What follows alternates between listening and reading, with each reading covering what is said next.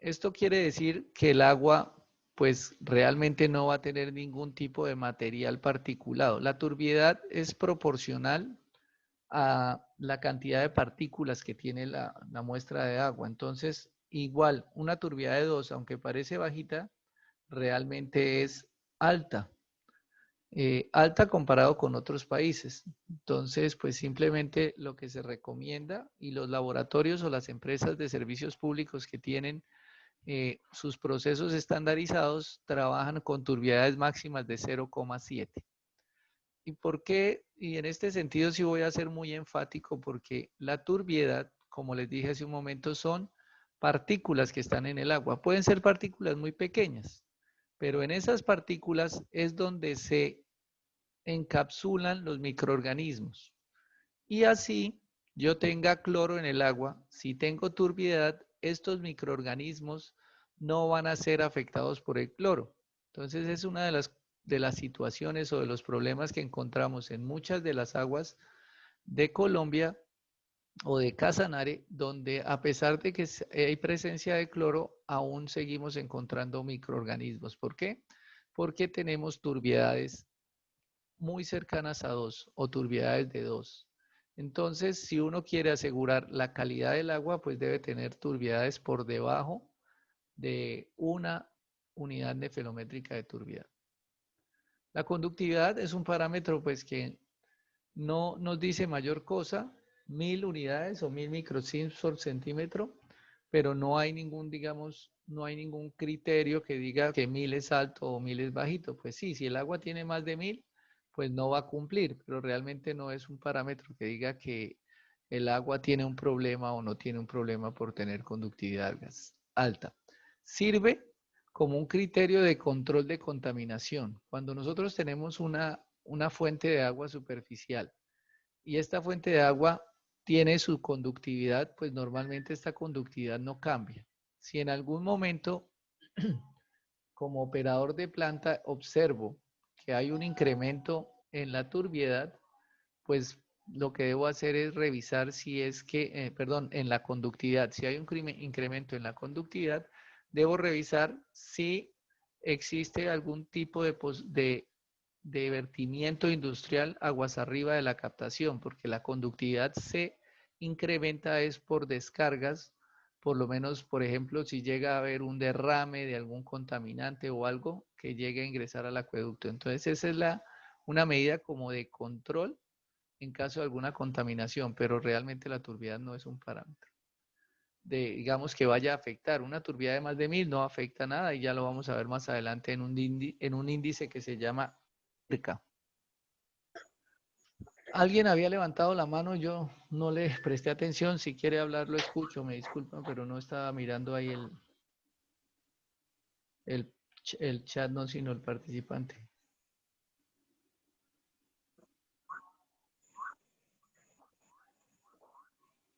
¿Escucharon?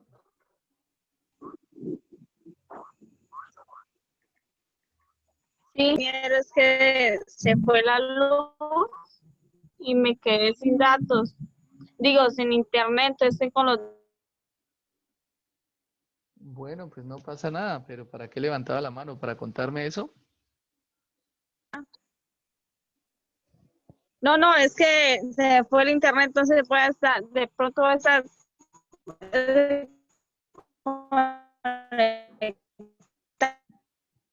Bueno, bueno, porque estoy con los datos. Entonces, pues bueno, para que me disculpe, por favor. perdona, no se preocupe. Y Juan David levantó la mano, cuénteme, Juan David.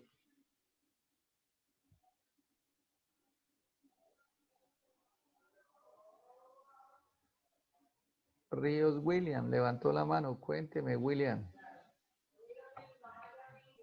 Usted estaba preguntando que lo escuchábamos bien, entonces yo le levanté la manita. Ah, bueno, muchas gracias. Voy a bajarle las manos de los dos entonces. Seguimos con potencial de hidrógeno. Perdón, contesto esta llamada. Ahora sí, sí, señora. Entonces, Cuando tenemos, normalmente las aguas de Casanare son aguas ácidas. Normalmente encontramos en los acuíferos o en los ríos aguas con pH por debajo de 6,5. ¿Qué debemos hacer para subirle el pH a esas aguas? Pues agregarle o soda cáustica o se le agrega cal apagada, que es el mismo hidróxido de calcio que se consigue comercialmente como cal dolomita. Esos elementos o esas sustancias nos permiten subirle el pH al agua, pero hay que tener mucho cuidado porque, por ejemplo, algunas empresas o algunas personas compran es cal viva. La cal viva no sirve. Bueno, sí sirve, pero la cal viva tiene un problema, es que quema a las personas cuando la están transportando. Entonces no se puede usar cal viva, debe usarse es cal apagada. O soda cáustica. Normalmente se usa cal apagada porque es mucho más económica que la soda cáustica, pero igual cualquiera de los elementos funciona. Ahora vamos a pasar a los elementos, las sustancias químicas que tienen efectos adversos a la salud. Los que habíamos hablado acá, pues no dice que nadie se muera por consumir un agua que esté dentro de estos rangos. No se va a morir. Yo digo que sí.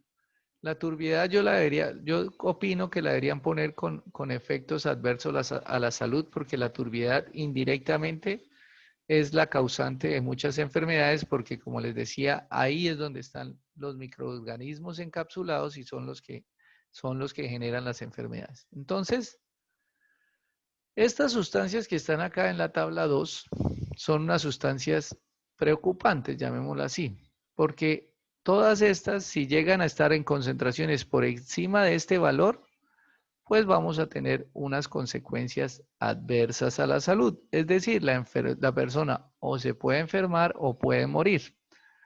¿Por qué se va a morir? Por ejemplo, si encuentra cianuro. Ya hemos escuchado ejemplos de personas que se han muerto por cianuro con una de los involucrados en Odebrecht o uno de esos torcidos que hicieron, le echaron cianuro en el agua y el hombre murió. También cuando hay mercurio, ¿de dónde aparece mercurio en el agua? No, el mercurio no es naturalmente, no está en el agua. Sí está, pero en muy bajas concentraciones, pero normalmente el mercurio lo encontramos en industrias de extracción de oro, porque el mercurio disuelve el oro. Entonces se utiliza en la extracción del oro y pues sale en los vertimientos de estas industrias. El plomo es otro elemento que aparece también en el agua. A los que les gusta comprar gasolina venezolana, esa gasolina tiene un elemento que se llama trietilplomo, que es un antidetonante. Y ese trietilplomo, pues cuando sale por los exhaustos de los vehículos, se precipita o sale a la atmósfera y luego se precipita y se transporta en el agua, o cuando llueve, el agua la arrastra. El mercurio y el plomo son sustancias que se acumulan en los seres vivos. Entonces, pues inicialmente lo consumen los peces y después cuando nosotros comemos pescado, pues nosotros lo vamos consumiendo y ese plomo se acumula en el hígado, en los huesos, no estoy seguro en dónde más se acumula, y con el tiempo pues las personas empiezan a sufrir de demencia o bueno, diferentes enfermedades que se producen por la acumulación de mercurio y plomo. Fíjense que mercurio son concentraciones muy pequeñitas, de miligramos por litro, de 0,01, es del orden de partes por billón. O sea, una parte, una unidad o un átomo de mercurio por cada billón de sustancias de las otras. Los trialometanos. Estos trialometanos se producen de mezclar pues metano con compuestos halogenados, con la cloración de compuestos halogenados. También, bueno, pueden aparecer por diversos factores, pero es por la presencia de cloro, flúor, bromo o yodo, que son los halógenos, que se reaccionan con los compuestos, con el metano, pues. Hidrocarburos aromáticos policíclicos, cuando ocurre contaminación de alguna descarga un vertimiento por ejemplo, en las estaciones de servicio que lavan sus carros o en los cambiaderos de aceite, todo eso lo arrastra el agua y finalmente pues una parte de eso va a quedar disuelta en el agua. Todos estos parámetros, recuerden el artículo quinto. El artículo quinto es importante porque estos parámetros son de extremo cuidado. Si llega a haber uno de estos parámetros o si la norma se incumple en alguno de estos parámetros, el agua es inviable sanitariamente. Esa agua no se puede consumir. Perdón. Ahora tenemos unas características que tienen implicaciones a la salud. Implicaciones es que pueden afectar, pero no como estas, que estas son efecto con reconocido efecto adverso. Estas pues puede que la persona se enferme un poquito. Entonces tenemos el carbono orgánico total, los nitritos, los nitratos y los fluoruros. Los nitritos y los nitratos se producen en fenómenos de contaminación de aguas con aguas residuales. Cuando nosotros tenemos un agua para consumo humano y tiene una descarga de aguas residuales, pues vamos a ver estos nitritos y estos nitratos.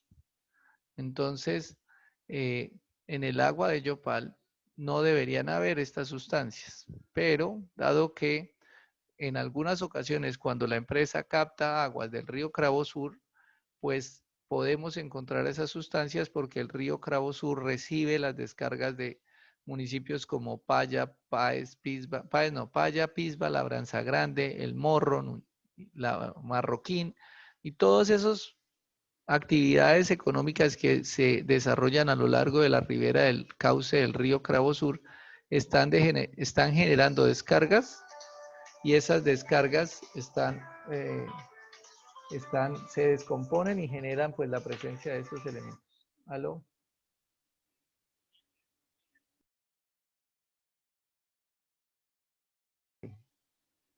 Pero después de dejarla un rato, se pone amarilla, como comenta la compañera.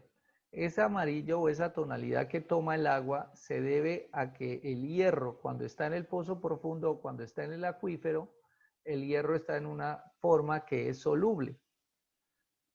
Pues porque allá no hay oxígeno.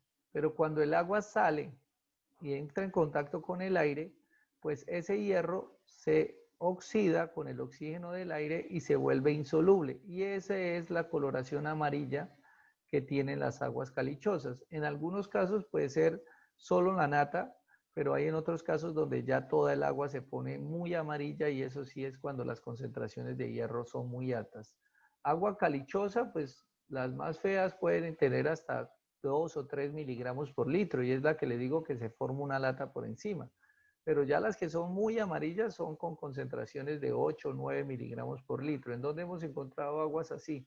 En Paz de Ariporo, en algunas veredas, por ejemplo en Caño Chiquito, el acueducto de Caño Chiquito tiene concentraciones de 8 miligramos por litro de hierro. Es una concentración muy alta y esto dificulta su tratamiento. Cuando tiene 1 o 2 miligramos por litro, pues simplemente se deja un rato al aire y el agua pues suelta ese hierro y se puede consumir. Sin embargo, siempre vamos a tener un sabor extraño para esas aguas. Nadie se muere por consumir esa agua, pero nuevamente tenemos unas condiciones económicas, unas consecuencias económicas. ¿Qué son económicas?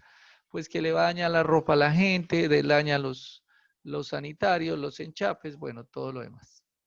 Existe otro parámetro, por ejemplo, que tenemos acá, que es la dureza. La dureza es el contenido de calcio y magnesio que hay en el agua. Entonces, ¿por qué tiene condiciones o consecuencias económicas? Pues realmente, pues para hablar de dureza, primero tenemos que remitirnos de dónde se origina esta palabra. La dureza se originó hace muchos años porque las personas se daban cuenta que un tipo de agua, que en ese momento se conocieron como aguas duras, eran las que cuando se cocinaban los alimentos con esa agua se ponían duros. Por eso se llama dureza, porque endurecía las verduras, endurecía algunos alimentos. Con el tiempo se descubrió que era que el calcio y el magnesio se precipitaban en esos alimentos cuando se cocinaban y por eso hacía que las hojas o los alimentos se formaran como una costra, una superficie dura, que era lo que causaba la dureza. Pero el propósito, eso no es un problema, porque finalmente pues se sobrevive así. El problema es que las aguas que tienen calcio y magnesio cortan los jabones. ¿Qué quiere decir cortar los jabones? Es decir, cuando uno está lavando, el jabón no hace espuma, pero son los jabones, el jabón Rey, el jabón de bola o esos jabones que utilizaban las abuelas o ya los mayores para lavar. Y este jabón, pues al no hacer espuma, pues no cortaba o no quitaba el mugre. Entonces, esas aguas sí tenían unas implicaciones económicas precisamente por esto que le estoy comentando, que no cortan el jabón, no cortan, el agua dura corta el jabón y el jabón no hace espuma. ¿Cuál fue la solución para eso? Pues se desarrollaron los detergentes. Los detergentes son unas sustancias que no se cortan con las aguas duras, pero aunque fue el invento del milenio, pues los detergentes no son biodegradables, son unas sustancias con alto contenido de fósforo y pues generan unos problemas de eutrofización en los cuerpos que reciben esos detergentes porque no son de fácil biodegradación. Entonces, algo que fue una solución, pues con el tiempo se volvió un problema. Y ahí tenemos otros más, el aluminio y otros elementos que pues no deberían estar en altas concentraciones y aquí tenemos nuestros rangos para estas sustancias. Todos estos, nadie se va a morir. Si usted consume agua con aluminio, no se va a morir. Si tiene fosfatos, tampoco se va a morir. Sulfatos no se van a morir. Es más, ahorita vamos a ver que estos parámetros no, si hay exceso en estos valores máximos, no tiene ninguna consecuencia. Solo el hierro es uno de los que tiene esas consecuencias. En cuanto a plaguicidas, pues aquí sí aparecen unos datos. Cuando se refiere aquí al DL50, esto es la dosis letal que mata al 50% de los organismos con los que se hacen prueba y las pruebas se hacen normalmente con ratas. Esos son datos que entregan los fabricantes de los pesticidas, entregan esa información.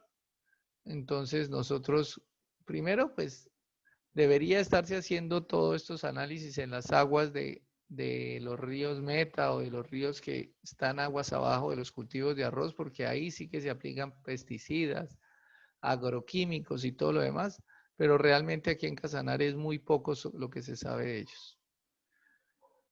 Adicionalmente, pues tenemos plaguicidas, que aquí habla de otros elementos, y finalmente tenemos otras sustancias que afectan, que se utilizan, ¿qué dice acá? Que no alcanzó a ver. Características químicas de otras sustancias utilizadas en potabilización. ¿Cuáles son sustancias? El residual de aluminio. Ya lo vamos a ver más adelante que en la coagulación se utiliza sulfato de aluminio. Entonces, el sulfato de aluminio, cuando se aplica en el agua, genera un residual. Y antiguamente, pues los operadores de las plantas sabían que si yo echo mucho sulfato de aluminio, el agua me va, digamos, puedo tratar el agua. Yo la llamo el agua me va a cortar. El agua me va a coagular fácilmente cuando echo mucho. Eso hizo que durante muchos años se usara exceso de aluminio. Y por eso en algunos municipios donde cuando empezaba a hacerse tratamiento de agua, la mayoría de la población empezaba a sufrir de diarrea. ¿Por qué? Pues porque el aluminio es un laxante. Entonces, si el operador se quedaba dormido o se le iba la mano, pues purgaba a toda la comunidad. Entonces ya con esta norma pues se generó como una restricción para que no haya ese exceso de coagulante. Aquí tenemos otro parámetro que se llama el cloro libre. Entonces el cloro libre pues es la concentración, para eso aplicamos cloro. La función del cloro libre es mantener las condiciones, digamos, de asepsia en el agua luego de que sale de la planta y tenemos un rango de 0,3 a 2. Esta medida de cloro libre se hace en la red, no en la planta de tratamiento, sino la medición se se hace en los diferentes puntos de la red de abastecimiento. No, aquí no se habla de ozono ni se habla de luz ultravioleta, porque el ozono ni la luz ultravioleta son unas sustancias que no tienen un efecto residual. Por eso este se llama cloro residual libre. ¿Qué quiere decir que sea residual? Que luego de que sale de la planta de tratamiento, el cloro sigue haciendo efecto. Si el agua sale de la planta y llega a entrar en contacto con algún contaminante, el cloro sigue entrando en contacto con estos contaminantes y los sigue eliminando.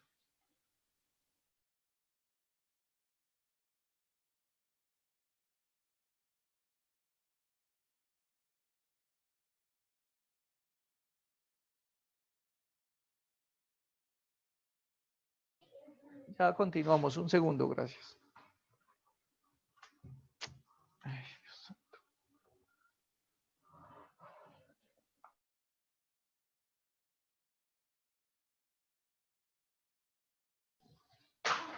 Bueno, entonces, listo el tema del cloro. ¿Hay alguna pregunta hasta acá?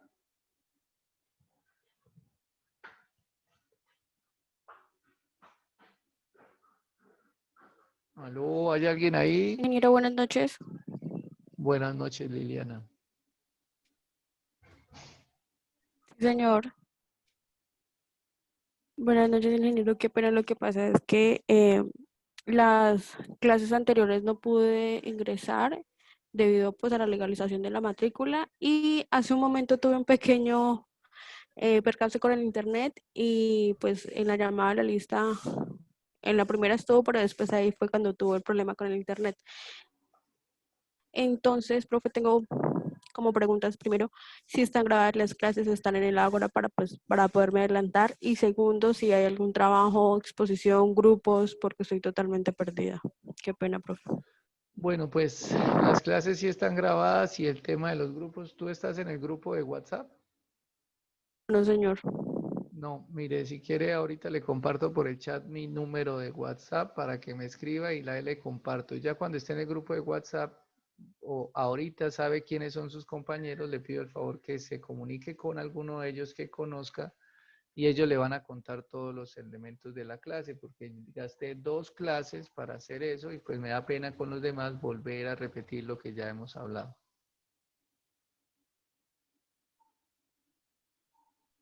Sí, señor. Bueno, ¿hay alguna pregunta hasta acá sobre los parámetros de calidad que hemos visto? Cloro, pH, turbiedad o alguna cosa relacionada. Bueno, si no hay nada, entonces continuamos. Los otros 2 parámetros que hacen falta acá, pues son las características microbiológicas, y existen 2 microorganismos que se tienen en cuenta. Uno es el E. coli y el otro son los coliformes fecales.